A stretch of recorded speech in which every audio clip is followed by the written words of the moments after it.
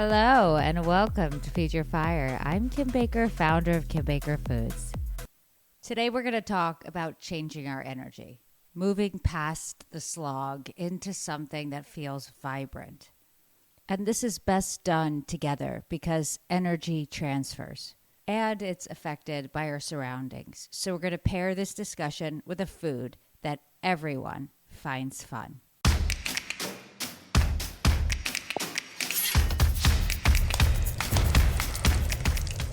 Just this past weekend, we were celebrating my son's 16th birthday.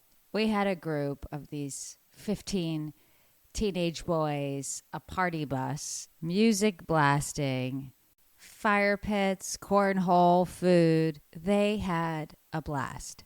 And just watching them, I did too. Days later, my son was still joyous. And it got me thinking about how the energy that we take in affects the energy we put out. And so we have to be really thoughtful about curating that environment. Every emotion has a measurable frequency. And just like we can transfer heat from person to person when we touch, we can transfer emotion from person to person when we're in proximity. Think about that for a minute. Are you surrounding yourself with the emotional energy that you want to absorb? And is what we're feeling the contagion we want to spread? There are scales that measure the frequency of each emotion, with things like shame and fear being at the very bottom, and love, joy, and peace at the top. Now, the trick about these emotions is that they get stored, not just in our minds, but in our bodies. And so the things that we feel today can affect us for decades, positively or negatively. And in order to change something, the first step is to see it. As I was thinking about this, I realized that most of my feelings are not based on experiences. They're based on memories of experiences. And that's a critical distinction because memories aren't facts. They're stored pieces of information that have gone through a filtering system. And that filtering system is based on personality, context, other memories. It's like a Snapchat filter, and it's full of distortions.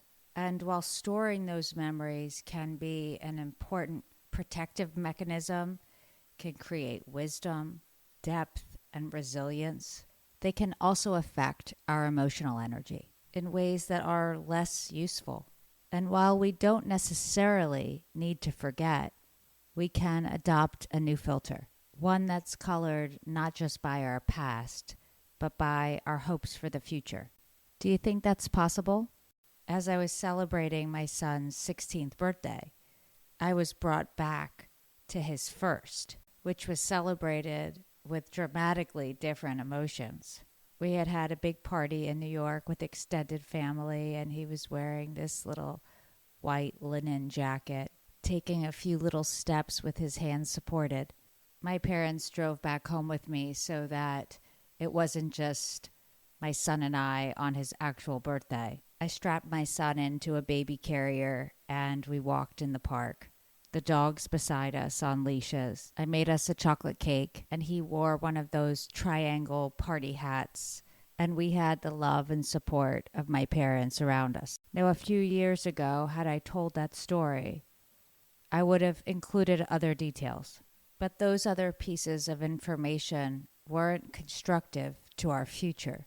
And so I could know them and see them and choose to filter them out of my narrative. I'm not pretending there wasn't more to it, but I'm focused on the parts of the storyline that create the energy within me for the life that I want to live.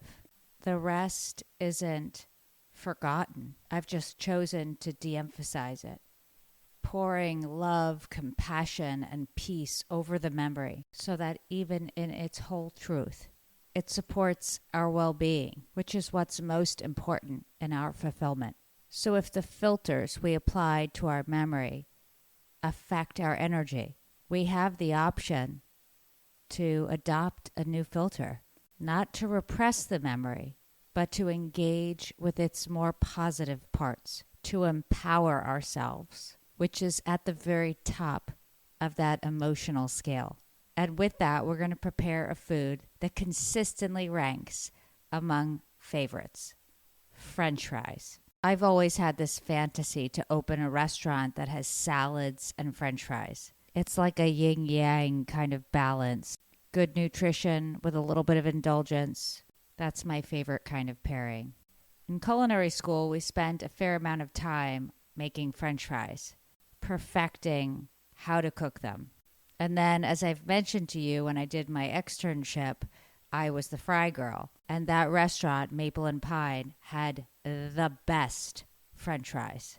So I feel pretty well studied on this topic. If you don't have a deep fryer, get a big pot and fill it halfway with oil. French fries cook twice. First at a lower temperature, and then again at a higher temperature. So heat up your deep fryer or your pot of oil to about 300 degrees. Most of the time when you cook potatoes, you rinse them. But with French fries, it's best to keep the starch. If you cut them too soon, they'll start to oxidize. So there is a little bit of a timing game going on here. When I make French fries, I dredge them in a flour and cornstarch mixture that I season with some salt, onion powder, garlic powder, and paprika. And I don't bother peeling my potatoes. I use russet potatoes that have been scrubbed and washed clean, and I cut them into slices. Then take each of those slices and cut them into strips. We would call these batons. If you like skinny fries like at McDonald's, make those strips thin. I'm not super calibrated. I actually enjoy the diversity that comes with a plate of fries, where some are a little bit thicker or thinner than others, and I get to pick out my favorites. Once you've cut up your potatoes, pop them into that flour mixture and coat them well. That will help them from oxidizing while you're cutting the other potatoes. With your oil hot and your potatoes sliced and dredged in that flour mixture, place them into a frying basket, being careful to shake off any excess flour before you put them in. Then drop the basket into the fryer and let them sizzle. We don't want any color on these potatoes. This is called oil blanching, and it gives the potatoes a chance to cook through during this first round at a lower temperature. So after about 2 or 3 minutes, before the potatoes have started to turn brown, remove them from the oil and place them on a sheet pan lined with parchment paper. Repeat that for any additional potatoes that you've sliced up. Once all the potatoes have been cooked through once, turn the heat up on that oil to get to about 425 degrees. Then we're going to drop them in that hotter oil one more time, and this is when we want color. We want them to turn golden brown. And when they do, take them out, place them back on that sheet pan with a clean piece of parchment paper or paper towel, and sprinkle them generously with salt. And now, no matter what your day has been like, be prepared to be in a good mood. When my son was younger, we used to have French fry parties. Before the first day of school, we'd invite some families over, and we would have this feast, with French fries being the spotlight. Talk about a good vibe. The French fry is a perfect example of how our emotional connection with something can evolve. It took French fries about 100 years to take off in America, only for them to become a staple in American cuisine. I don't feel so bad after that if it takes me a few years to process some of my experiences. And if you look at the hierarchy of our emotional frequencies, you'll see that what's in between low-level fear and high-level love and peace are things like courage and acceptance. And though this scale isn't a process, there is a continuum, and practicing things like courage and acceptance might just help bring you closer to the vibe that you're looking for. And if joy is what you seek, I highly recommend you start with a plate of these fries. I feel energy. I feel energy. Until our next episode, I say so long. Feed your fire, where food nourishes growth.